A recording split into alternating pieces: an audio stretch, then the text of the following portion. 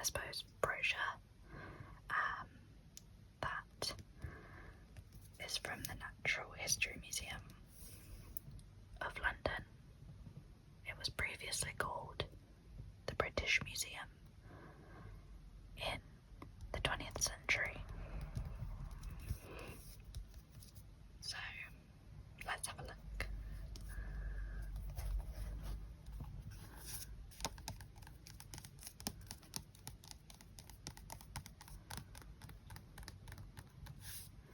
Fossil Amphibians and Reptiles by W.E. Swinton. British Museum, brackets, Natural History.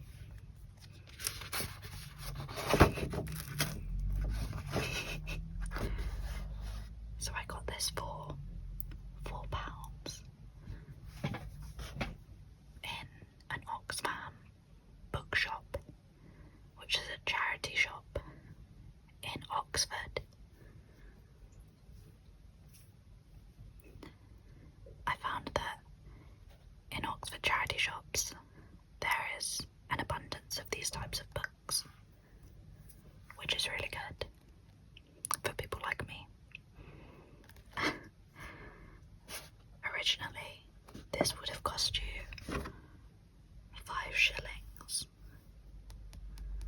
5 shillings.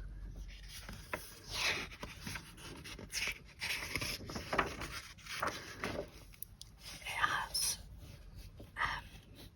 colour illustrations in it, which is quite fantastic, really, and it seems to have held up in the time that it has not been used as a brochure. So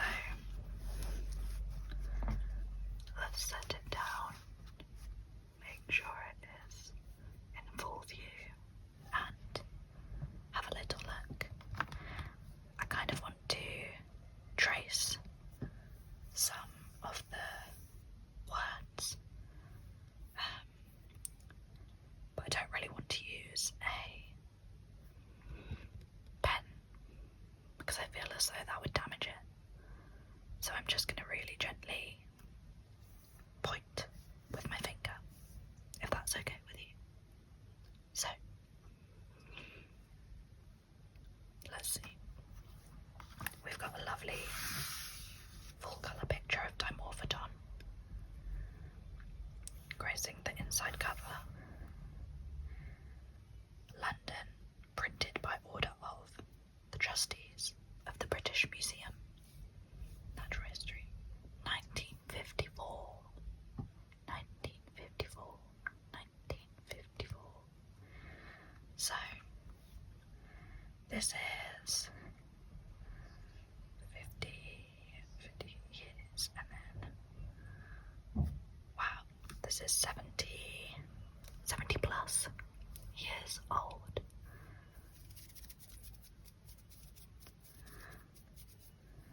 So, let's have a look. Oh, Regaliceratops is in the way. Excuse me, sir. This is a first edition from 1954. Sold at the British Museum, Cromwell Road, London, SW7. Printed in Norwich. Of course, I won't read through the whole book. There is quite a lot of text here, but I'll find some nice parts of it that I think you'll like. Let's start with a preface.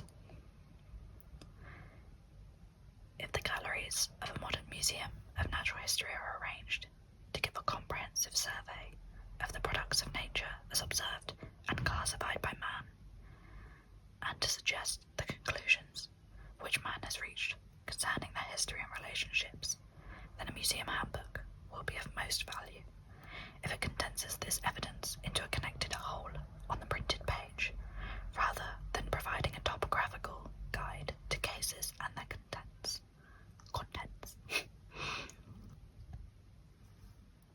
W.E. Swinton's new handbook on fossil amphibians and reptiles, aimed at giving us conspectus of the subject, which can not only be used by the visitor in the galleries, but perused at leisure subsequently. It includes, moreover, sufficient detail to be of value to the advanced student as well as the general reader, based on the rich series of fossils. The Department of Geology. It refers, where necessary, to material in other museums, and also draws attention to important gaps in the national collection. I do apologise. Asterisks after the names of fossils in the text indicate that specimens are on exhibition. Genre not so marked may of course be represented in the reserve collections. The handbook is embellished with 10 new reconstructions of fossil amphibians and reptiles by Maurice Wilson, and the cover design is by Anthony Wishaw. There are 48 new line drawings by D.E. Woodall, and most of the remaining illustrations are taken from the former guide to the fossil birds, reptiles and amphibians, now out of print and superseded. The birds will be dealt with at a later date in a separate handbook. Oh, okay. By W.N. Edwards, Keeper of Geology, April 1954. Fantastic. It might make sense to flip to some of the pages with images. So, let's have a look, shall we? Here are the list of illustrations. So, it makes it easy to find them if you want to refer back. Oh, wow. Wow, that's amazing. Well, given we have the full contents of the illustrations, how about I select some for you?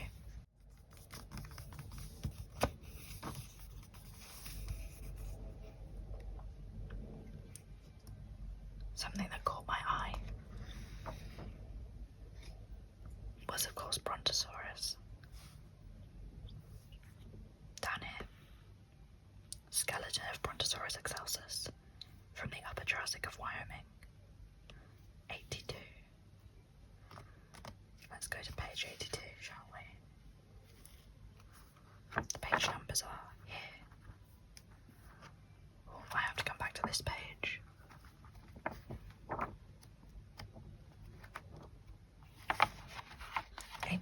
That's Diplodocus. Diplodocus, Diplodocus. Diplodocus, Diplodocus, Diplodocus, Diplodocus. Okay, well, let's wait and read through this first, and then we'll go to Brontosaurus, okay? Figure 54 shows the skull and mandible of Diplodocus, the left side view. Upper Jurassic of Colorado, 1/6 natural size. The large round vacuity is the orbit, and the cleft immediately above it is the nostril.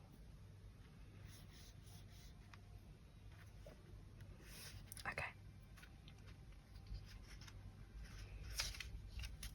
Okay. We've got the teeth here as well. Pluricolous or pluricelous, I imagine. Hoplosaurus and Cetiosaurus, all natural size, so they're a 1-for-1. That's quite incredible. So they were this big in life.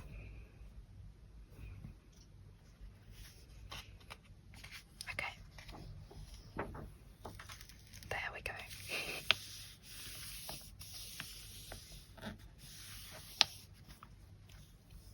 We have the skeleton of Brontosaurus excelsus from the Upper Jurassic of Wyoming, about 1/150th natural size.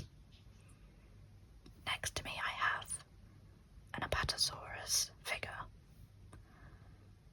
by Papo from 2015, so relatively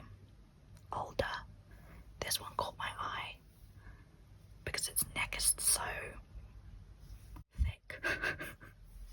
It's very bulky. But of course, a difference between Apatosaurus and Brontosaurus, or at least one of the main differences, is that Apatosaurus appeared to be wider and bulkier than a Brontosaurus. Brontosaurus, Brontosaurus, Brontosaurus, Brontosaurus.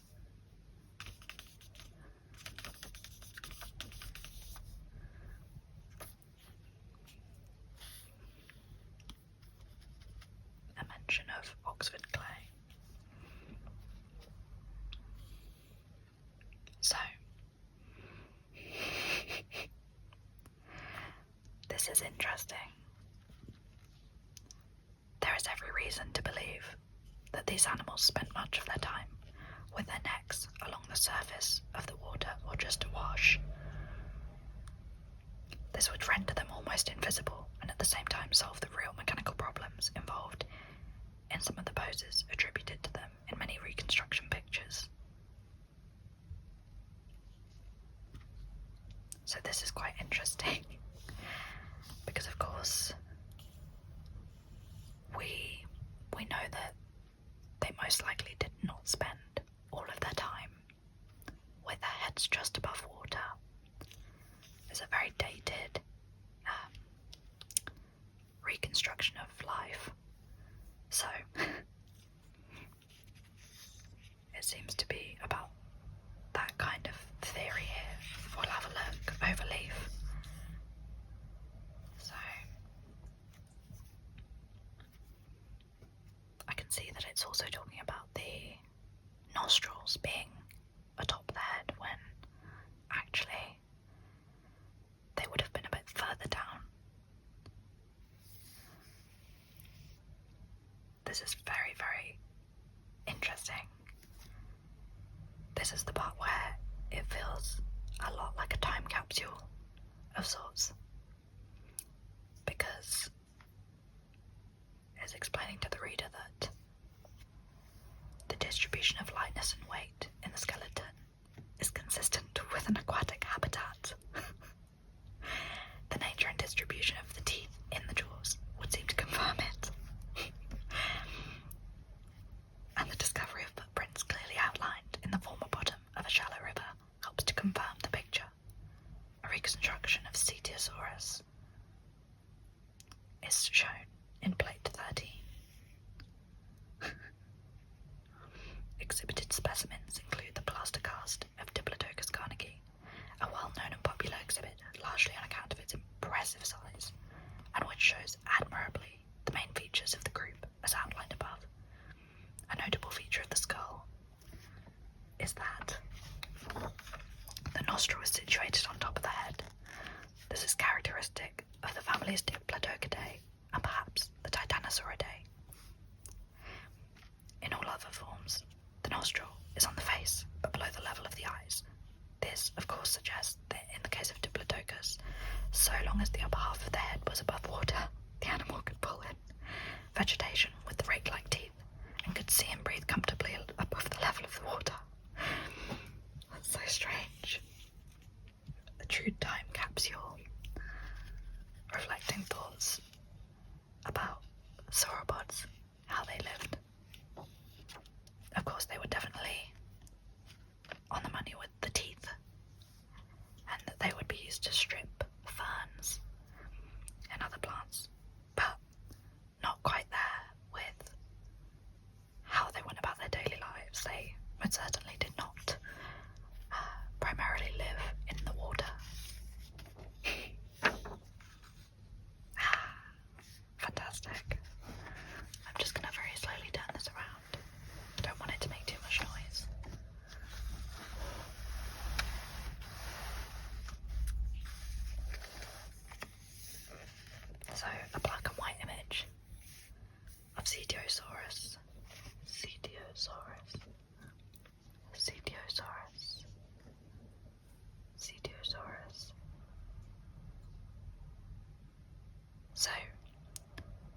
just veering off topic, but it's not even 6 o'clock yet here in the evening. For some reason, I could hear fireworks, but it's broad daylight outside, so I'm not sure why that's happening. I will try to suppress that sound for you, so you do not have to endure what I am enduring. Moving on.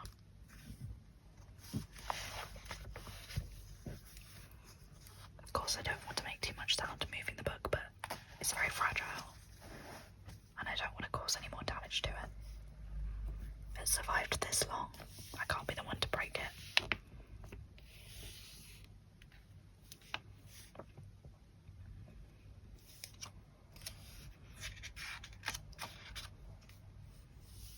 Let's have a look. Shall we see if we can keep reading?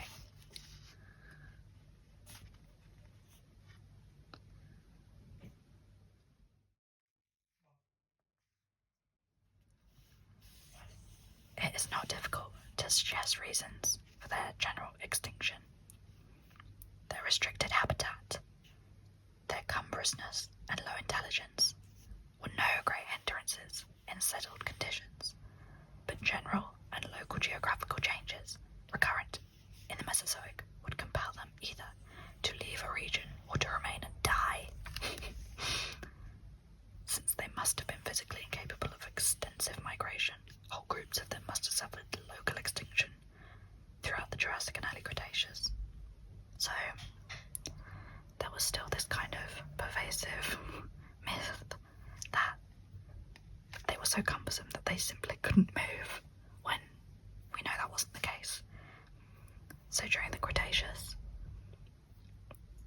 a lot of them migrated away from North America or equatorial areas. You find a lot of Titanosaurs skeletons in Patagonia, Argentina, South America, and really only Alamosaurus was the main Titanosaur that was found in Alamo, in North America, during the Late Cretaceous. So they definitely did migrate, but I don't think this quite would have caused them to become extinct, to be so cumbersome that they couldn't move. Climate may also have been a powerful factor in determining their disappearance or survival, as the persistence of some kinds of the warmer lands during Cretaceous times suggests. Wow.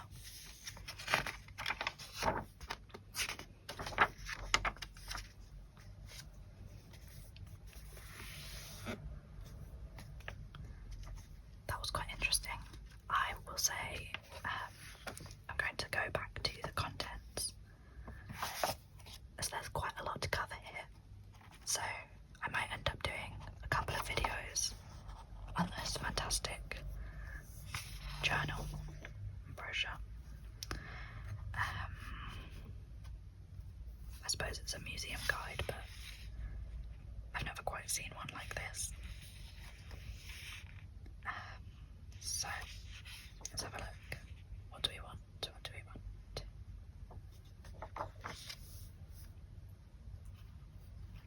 Maybe we'll stick with Sauropods, or maybe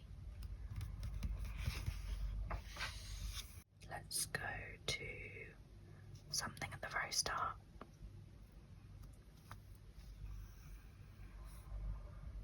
Illustrator. Sure.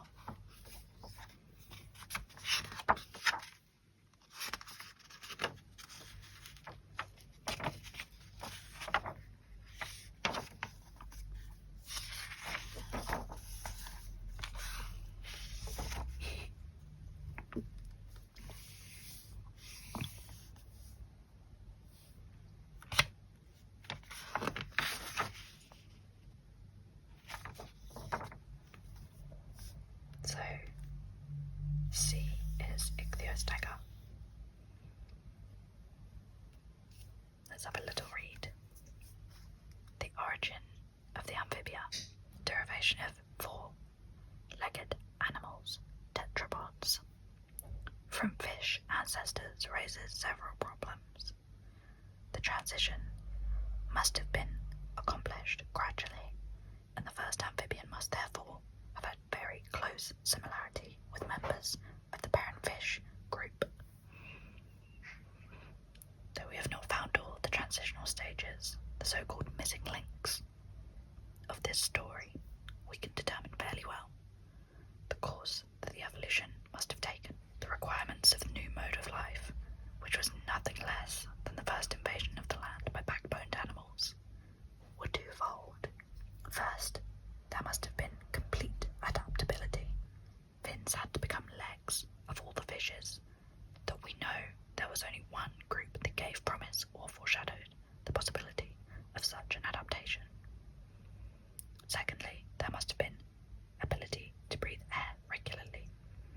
Oddly enough, this appears to have been less difficult, for two related groups of fishes were able to do so.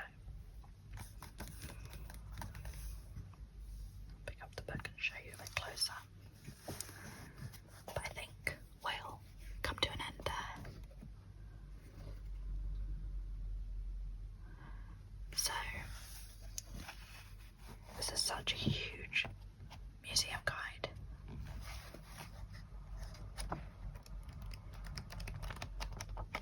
Very comprehensive.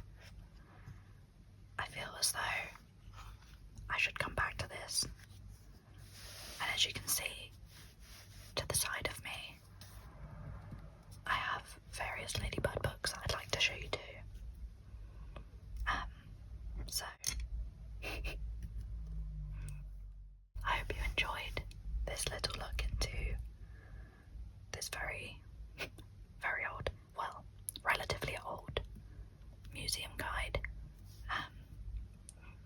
Hopefully you can join me next time on Paleo Whispers.